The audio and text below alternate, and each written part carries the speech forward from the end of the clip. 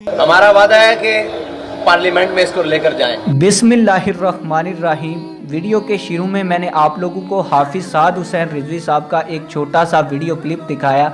आज की इस वीडियो में ये वीडियो क्लिप आप लोगों को मुकम्मल दिखाऊंगा, लेकिन आप लोगों को बताता चलूँ कि ये वीडियो कुछ देर पहले मरकज़ की जानिब से मरकज़ के ऑफिशियल व्हाट्सएप ग्रुप में शेयर की गई है। मैंने सोचा कि आप लोगों के साथ भी शेयर कर दी जाए, लेकिन वो वीडियो क्लिप दिखाने से पहले आप लोगों से एक छोटी सी रिक्वेस्ट है। अगर आपने अभी तक हमारे चैनल को सब्सक्राइब नहीं किया तो जल्दी से चैनल को सब्सक्राइब कर दें, और जिन लोगों ने अभी तक वीडियो को लाइक नहीं किया तो वीडियो को लाइक कर दें। मैं आप लोगों का टाइम वेस्ट नहीं करूंगा और आप लोगों को हाफिज़ साद हुसैन रिजवी साहब का वीडियो का मुकम्मल क्लिप दिखाऊंगा। आइए वीडियो क्लिप देखते हैं। हमारा वादा है कि पार्लियामेंट में इसको लेकर जाएं।